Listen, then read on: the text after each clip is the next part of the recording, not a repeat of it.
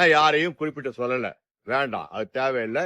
அதனால யாரெல்லாம் தமிழகத்துக்கு நல்லது செய்யணும்னு நினைக்கிறாங்களோ, தனக்கு எடுத்துக்காம தன்னுடைய வருமான சம்பளத்தை தவிர மிச்சத்தை எல்லாத்தையும் மக்களுக்காகவே கொடுக்கக்கூடியவன் தான் யார் வர்றாங்களோ அவர்கள் தான் தமிழகத்துக்கு நிரந்தர முதலமைச்சராக இருக்க வேண்டும் என்பது என்னுடைய கருத்து. அதாவது சங்ககாலத்து பாடல் ஒன்று பாருங்க, மண்ணும் உயிரென்று, நீரும் உயிரென்று, நெல்லும் உயிரென்று அப்படி சொல்லி ஔவையார் பாடினார். மன்னன் உயிர்த்தே மலர்தலை உலகம், மன்னனை வைத்துதான் இந்த உலகம் சிறப்பாக இருக்கும். எனவே நெல்லும் தேவையில்லை, நீரும் தேவையில்லை, இந்த மண்ணும் தேவையில்லை.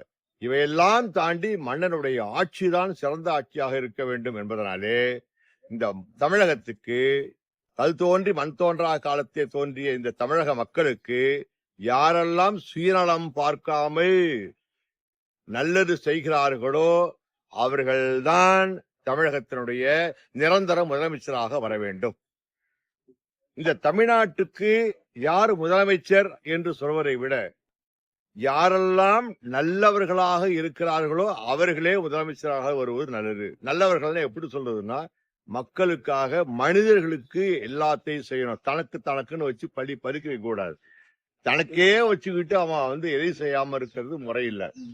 ஏன்னா அதனால யார் மக்களுக்கு நன்மையை செய்கிறார்களோ, தமிழகம் என்பது ஒரு புனிதமான ஒரு மாநிலம். எந்த துறையாக இருந்தாலும் தமிழகம்தான் முதன்மையான ஒரு மாநிலம்.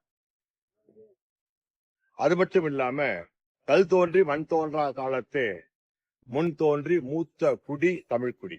இந்த உலகத்துக்கே தமிழன்தான் முதன்மையாக பிறந்தவன், தமிழன்தான் வழிகாட்டி. அடுத்தது கிரேக்கம். இப்படி இருக்கும்போது நம்முடைய தமிழன்தான் உலகையே ஆண்டவன். இமயம் வரை படையெடுத்து சென்று இமயத்திலே புலிக்கொடியை நட்டவன் நம்முடைய தமிழன். கண்ணகிக்கு கோவில் அமைப்பதற்காக வேண்டி இமயமலை சென்று அங்கே இருக்கக்கூடிய கனகவசியர்கள் தமிழர்களை இழிவுபடுத்தினார்கள் என்பதற்காக அவர்களை வெற்றி பெற்று போரிட்டு வெற்றி பெற்று அவர்கள் தலையிலே சுமக்க முடியாத பெரிய பாறையை தூக்கி வைத்து இமயமலையிலே கொண்டு வந்து அந்த கல்லை தூய்மைப்படுத்தி நம்முடைய தமிழகத்திலே கோவில் சமைத்தவன் தமிழன் சேரன் செங்குட்டுவன். இப்படி தமிழனுடைய பெருமையை சொல்லணும், சொல்லிக்கிட்டே போகலாம்.